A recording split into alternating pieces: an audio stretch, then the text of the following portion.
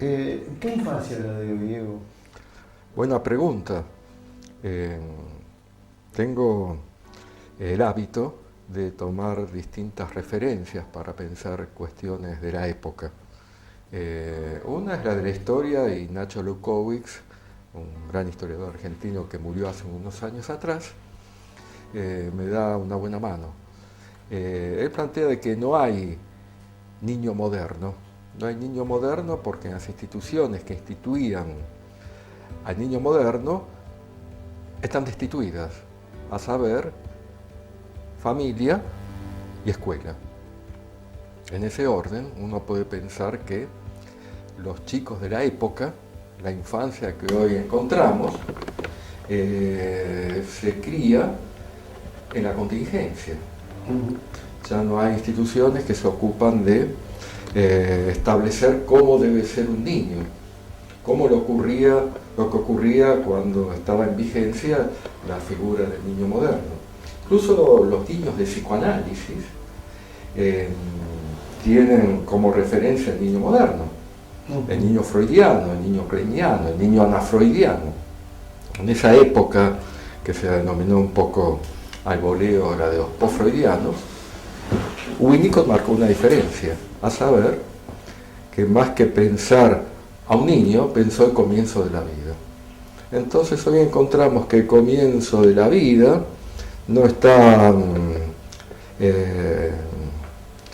contextuado por las instituciones del Estado moderno, que eran la familia y la escuela, sino que depende de una manera casi pura y exclusivamente de quienes están a su cargo. Muy, muy grande, y eso se observa en los consultorios, en distintos lugares donde uno tiene que tratar a los padres o a los cuidadores de los niños hoy por hoy. No podemos generalizar los síntomas, pero sí podemos a lo mejor referirnos a ellos según lo que se escucha en la clínica de hoy de la infancia. ¿Cuáles serían esos síntomas así de forma general? Y Winnicott siempre me da una mano para pensar a los chicos de la época, por lo que había dicho anteriormente.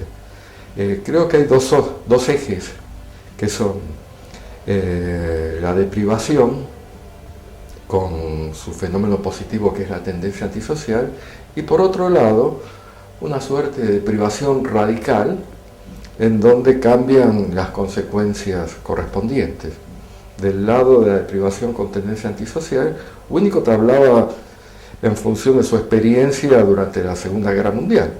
Caían un par de B-2 de los alemanes en Londres y de golpe porrazo centenares de niños quedaban sin un ambiente facilitador, como lo llama este psicoanalista.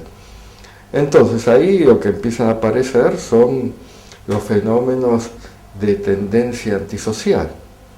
Es decir, dentro de un marco de deprivación, que es un marco de depresión, de falta de intereses de parte de la criatura, por el otro lado surge la demanda a un adulto que esté a la altura de sus propios desafíos. Y bueno, en ese sentido la tendencia antisocial tiene esa función. Winnicott habla de dos tipos de tendencia antisocial. Una que es el robo, donde el niño a través del robo no quiere beneficio de apropiarse de un bien ajeno, sino de mostrar que hay otro objeto que ha sido deprivado anteriormente. Y por otro lado, el de la impulsividad, en donde el niño destruye las cosas, pone en juego el marco, en la búsqueda del adulto que pueda ponerle un contexto a sus impulsos, ¿no? Que es lo que hoy en día se ha difundido con un nombre que viene de la psiquiatría norteamericana, que es el famoso ADD. Yo había, digamos, reseñado así un poco los síntomas de la infancia de hoy, como la ansiedad, el apuro, el triunfalismo, Sí. la agresión y el consumo, que es lo que se ve en general, porque hoy hay chicos que para el marketing son más consumidores y obligan a los padres a ir a comprar cosas presentadas por la sociedad de consumo a través de los medios masivos. Sí, Pero fíjate, yo al respecto tengo una anécdota interesante de la clínica. Una criatura, una nena, que había recibido para Navidad un regalo muy importante, un mega chiche, ¿no? Entonces cuando pasó Papá Noel y dejó los presentes correspondientes, los padres estaban a la expectativa de ver cómo respondía la nena. Y sacó el mega chiche de la caja, lo dejó a un lado y se puso a jugar con la caja, entrando, saliendo. Bueno, un poco los chicos que pueden jugar, sí han sido contra viento y marea, ¿no? Sí, sí. El gran tema es qué pasa con los pibes que no juegan, ¿no? Ahí es donde hay que poner el enfoque. También para pensar, es decir, el niño ante la madre y la mujer, y un poco apelando al texto de Jacques Miller, sí. Donde él habla acerca de esto, que digamos que hay muchas veces a través de esta posición de la mujer en la pareja y también del padre, obviamente, aparecen síntomas que son producto de la pareja parental. Sí. Y de ahí, ¿qué nos podés decir respecto a esto? Bueno, Miller dice algo muy importante en su diálogo con Winnicott. Cuando escucha Madre suficientemente buena, hace hincapié en que no es una madre absolutamente buena, tomando también lo que dice el propio Winnicott. La adaptación de la madre tiene que ser casi al 100%. De la madre como figura de un ambiente facilitador, ¿no? Y en ese orden, entonces, en ese casi al 100%, es donde se bifurca el deseo. Por un lado al niño y por otro lado al nombre del padre. Entonces, cuando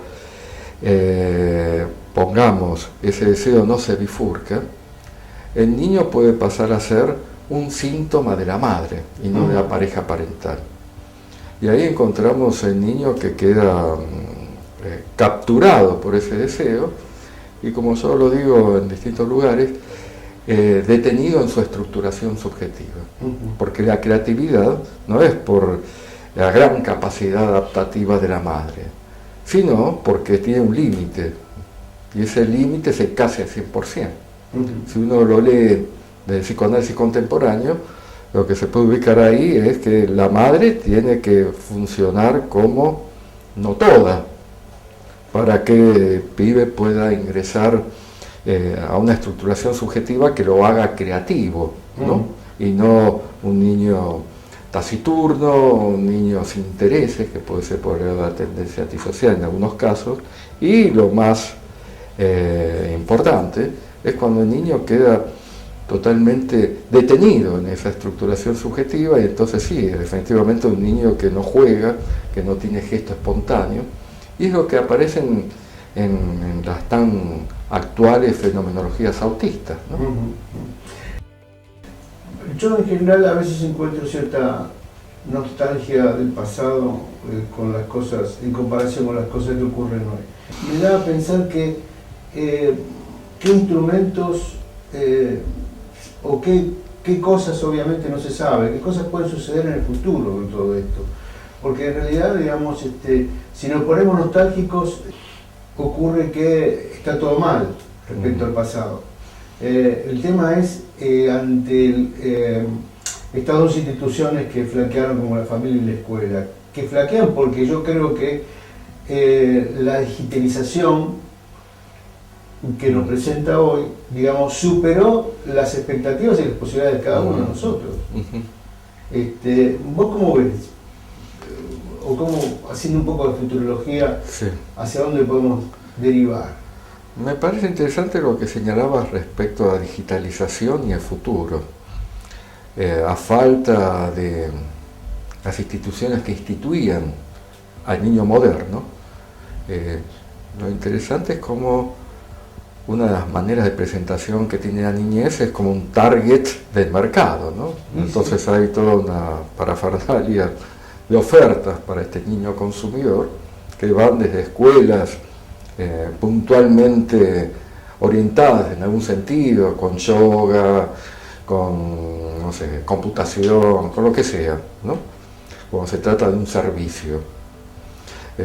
Por otro lado, también obviamente está la escuela pública, que merece mantenerse muy en alto, por cierto, porque de alguna manera es testimonio de alguna niñez que se intentaba formar en algún sentido, ¿no? Ahora habrá que replantearle cuál es su futuro, ¿no? Ante la institución como institución del Estado moderno. Pero de todos modos las escuelas están.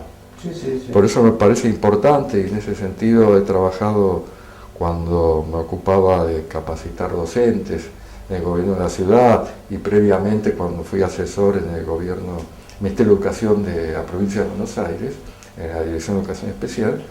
Me importaba mucho cómo desde la propia escuela en situación se va trabajando el chico que se presenta y no la ficción de un niño moderno que ya no hay.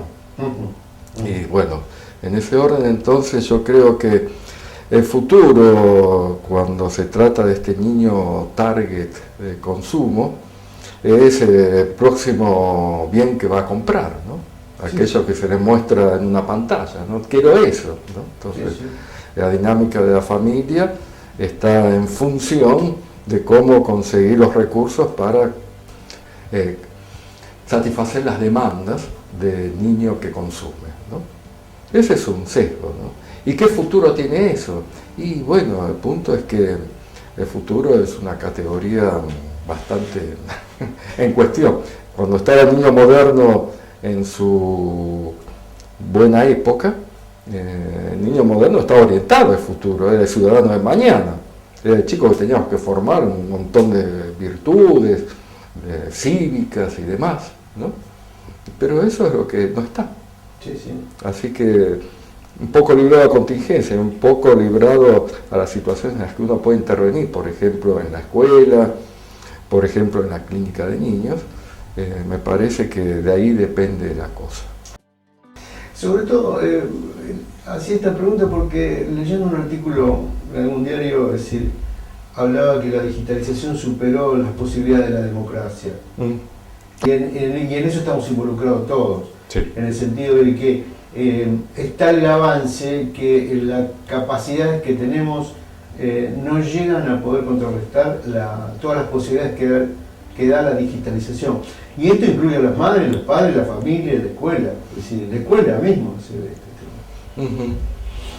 Y bueno, ahí yo tengo una posición, corriéndonos un poquito de tema específico, acerca del super yo de la época, ¿no? Que es un super yo salvaje.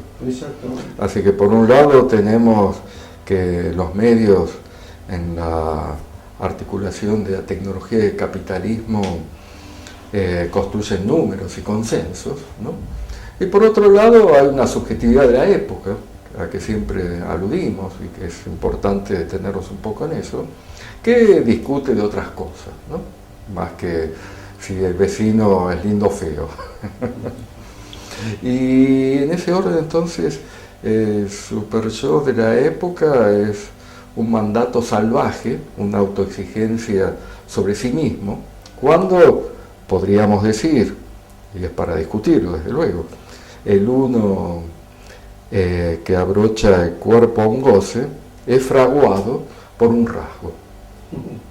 Y bueno, en ese sentido hay mucho narcisismo de las pequeñas diferencias, a partir de los cuales desde un rasgo se reconstruye el narcisismo y de esa manera ciertos sujetos se la ven con el mundo de hoy, ¿no? Por otro lado, hay una subjetividad de época que discute, conversa, piensa, se decepciona, se entusiasma, pero es distinto. Creo que esa es la grieta importante.